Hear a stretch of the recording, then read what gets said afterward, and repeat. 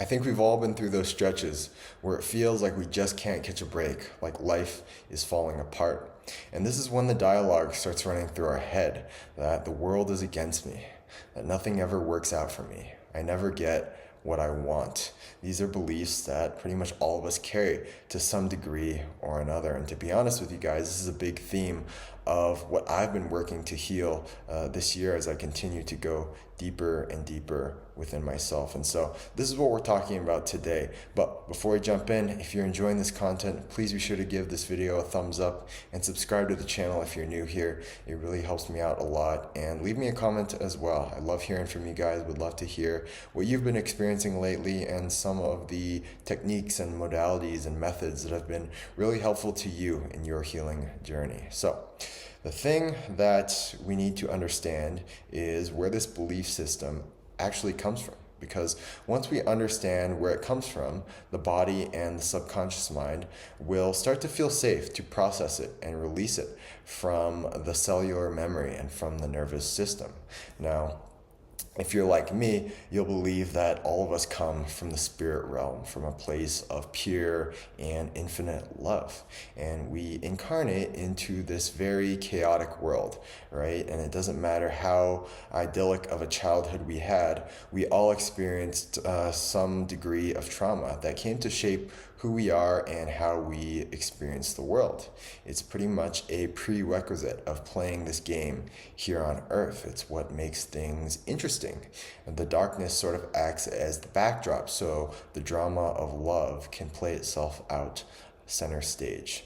Now, in the mind of a child, however, the child cannot understand the reason for this suffering and pain. If you watch a little child, they know they're this pure, shining, radiant light. They know that they're worthy of being the center of the world. But sadly, after a while, every child comes to realize that the world is not so supportive of this. There are people can't give us all of their attention and love. There are things to worry about, bad things that might happen.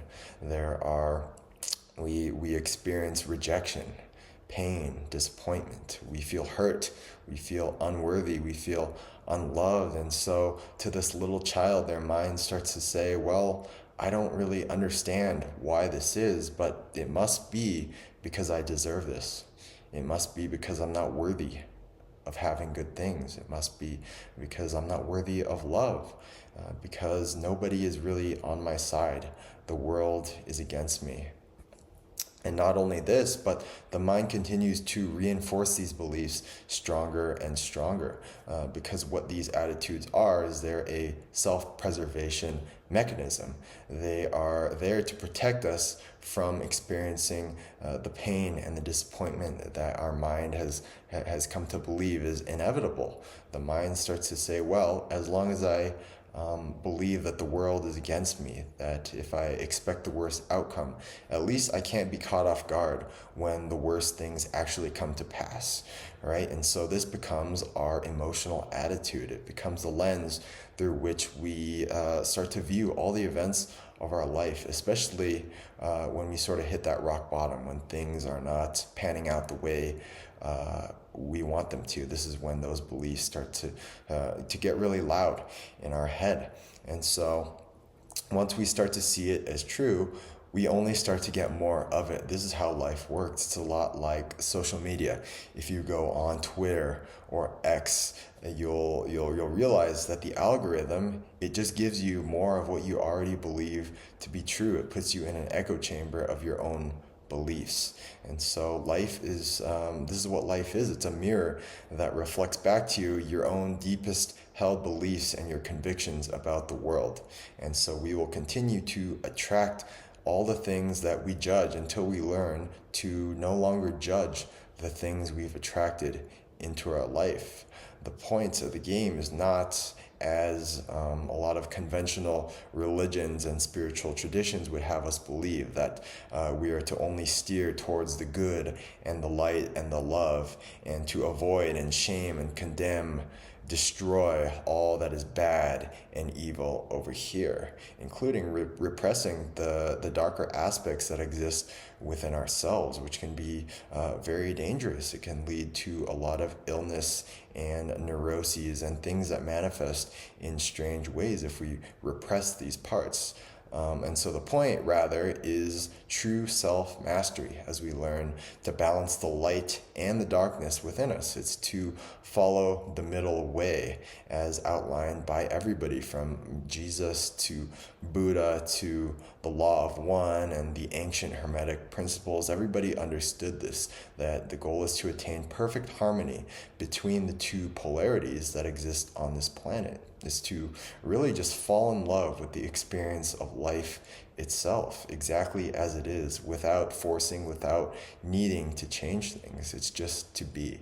And so if you're experiencing this feeling that nothing is working out right now, that why are bad things happening to me, know that life is not doing this to punish you.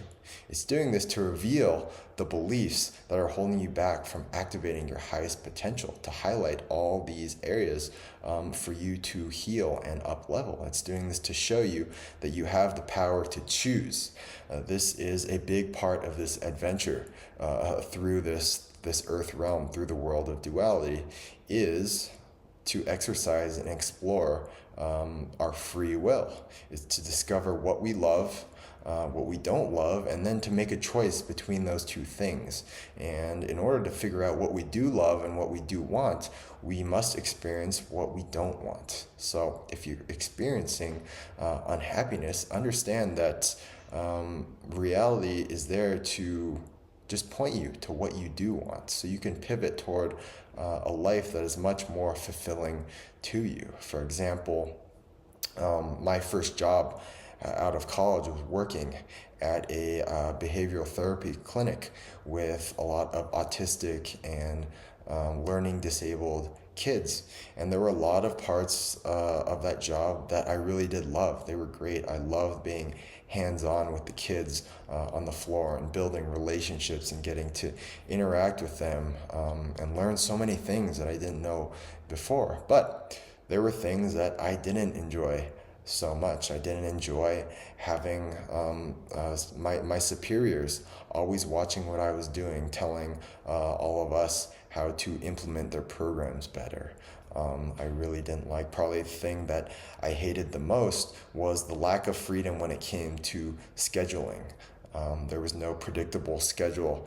The hours you got were completely dependent on the kids that came into the clinic or any cancellations, and so I really couldn't plan out my days or my week because I would, I could be ready to go into the clinic at 8 a.m., about to get in the car, and all of a sudden my morning gets canceled, and so now I don't get my hours for the day. Or I could have the afternoon off on my schedule. I could be planning to get things done, create content, run errands, and all of a sudden during my lunch break somebody gets added to my schedule, and I got to go back to the clinic. I don't get to run those errands. And so I did not like that.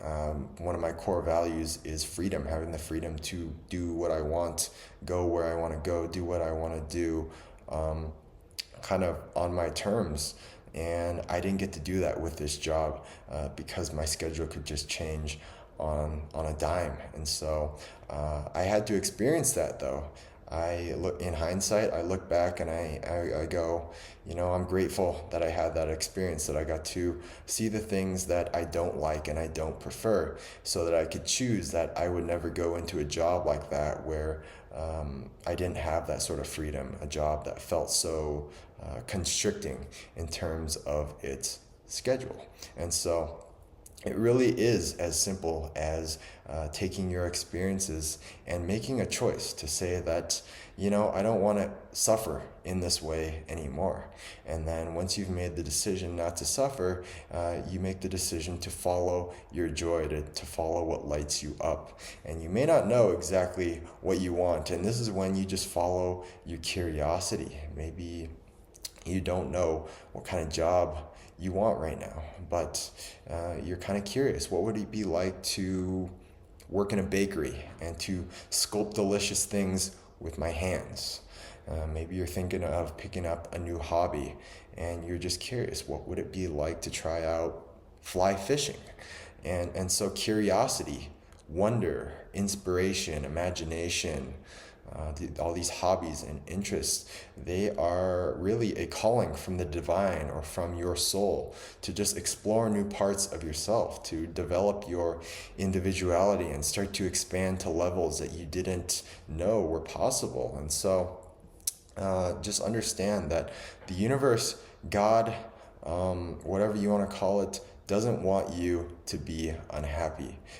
You are not being punished. You are not this unworthy, dirty, sinful being who deserves to suffer. The universe wants you to be the truest, fullest expression of who you are and who you came here to be, and then to in turn share yourself and be in service to the whole. But the reality is, you are not serving anybody when you're coming from a place of lack, of unhappiness, of anger, of fear. We can't shine our light fully into the world unless our cup is already full, unless we feel happy, safe, supported, loved ourselves. And so when we're coming from a place of fear, all we create is more fear, more separation, more division. And this is not what the universe wants for you or for humanity. God does not support this kind of separation and division and evil.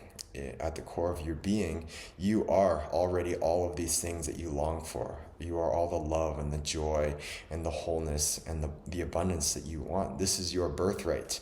And experiencing who you are not is just a part of this game, so you can understand better who you really are and what you do want. And so whatever your deepest desires are, this is my message for you.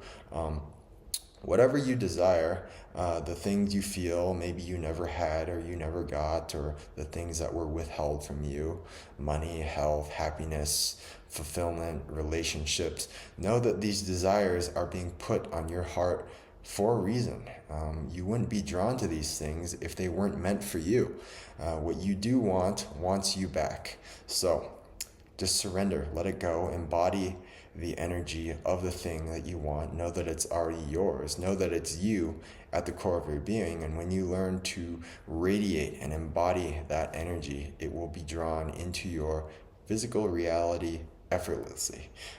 Whatever pain points you're going through in your life right now, it is your destiny to break through these things and to experience the reality that you do want, and then to share this breakthrough with other people, so you could teach other people how to improve their lives and their experience. And so maybe you're experiencing a health challenge. Well, your destiny is to learn to live a life of vibrant health and energy and a vitality, and to live your best life. Maybe your relationship is falling apart, and you're meant to experience even more fulfilling relationships, soulmate connections, and then to show others how to live in true harmony with other people and with life itself. Maybe you're going through a financial breakdown, a financial crisis, and it is your destiny to live a life of freedom, to go where you want to go, to do what you want to do with the people that you love, and in turn to spread that energy and teach other people how to live a truly abundant life. And so this is why I'm here. This is what I live for. I love this stuff. If you're looking to work with me one-on-one, I do have one-on-one coaching availability. I'll put the link for more information down below in the description. You can also check out some of my free resources there as well, and just drop me a comment. I love engaging with you guys. I love hearing your experience, and so thank you for joining me in this video today. I look forward to seeing you guys next time. Have a great day.